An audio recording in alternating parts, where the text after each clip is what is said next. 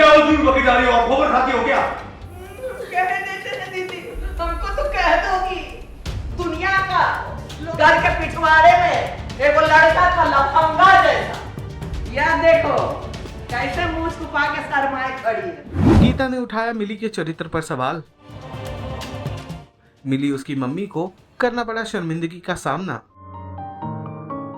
Serial Ram भवन का आने वाला एपिसोड बहुत ही ज्यादा इंटरेस्टिंग हो चला है। वेल आप देखेंगे कि कैसे गीता देख लेती हैं मिली और ओम को एक साथ। बस फिर क्या था, वो लगती हैं मिली और उसकी बहनों पर सवाल खड़ा करने, उनके चरित्र पर गंदे गंदे लालछन लगाने।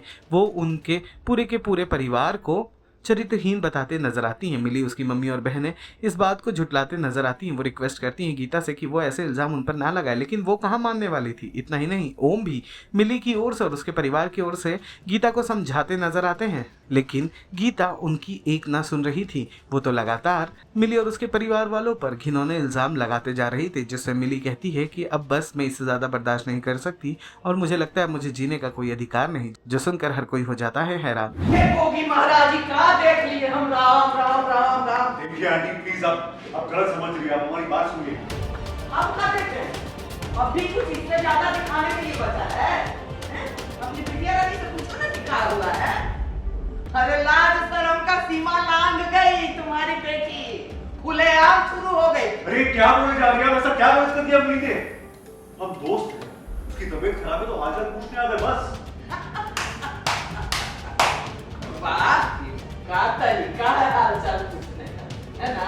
चुंबक के जैसा चिपक के क्या कर रहे थे? उसके दिल का धड़कन नाप रहे थे। बहुत अच्छा तरीका है भाई हालचाल जानने का। काहे नहीं उगल देते हो कि दोस्त के भेंट में कस्टमर हो। ये क्या वो दूर बके जा रही हो? आप खबर खाती हो क्या? ये खबर को कोई लड़की पे ऐसा घटिया इल्जाम लगाते हो, आपको शर्म नहीं आती? शर्म नहीं आती? हैं? तुमको करने में शर्म आई थी कि हमको बोलने में शर्म आई थी? हमको तो पहले से सुमित्रा की बेटियों के ना चाल चलन पे शक था और आज सारा सच्चाई आंख से देख लिया। सारा सच्चाई शरीफों के घर सच्चा कला घर बना दिया। हमको चले और गोबर खिलाने बस। अरे बच्चों को बचपन से जानती है आप। हमको तो पहले से इस सुमित्रा की बेटियों के चाल चलन पे शक था और आज सच्चाई आंखों के सामने देख लिए। भोगी महाराज के कृपा से। कह देते हैं दीदी, हमको तो कह दोगी। दुनिया का लोक समाज का मुंह कैसे बंद करवाओगी? घर के पिछवाड़े में एक लड़का था लफंगा जैसा, उससे चिपटी हुई थी, गले मिल रही थी। जवाब दो ना जी अपनी माँ को।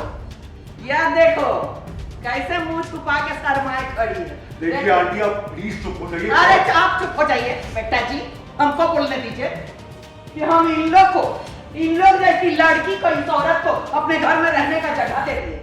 अरे अपना इज्जत का तो परवाह नहीं था, काहे कि तुम लोग का कोई इज्जत है ही नहीं।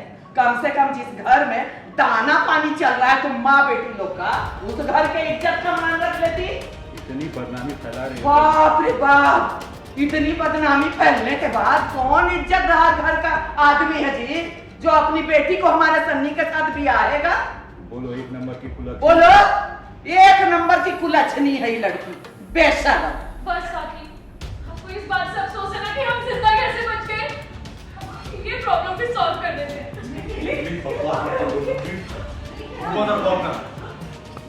नहीं माँ, इतनी घटिया और गंदी बातें सुनने के बाद हमें जीने में कोई इंटरेस्ट नहीं है। नहीं, अगर हम है ना, सारी प्रॉब्लम हम है। क्या बोली जा रही है? तो हम इस प्रॉब्लम को खत्म कर देते हैं। क्या कर दिया आपने? हाँ, अब तो मिली। सीरियल राम भवन से जुड़े तमाम अपडेट्स को जानने के लिए डेली चक्कर को लाइक शेयर सब्सक्राइब जरूर करें।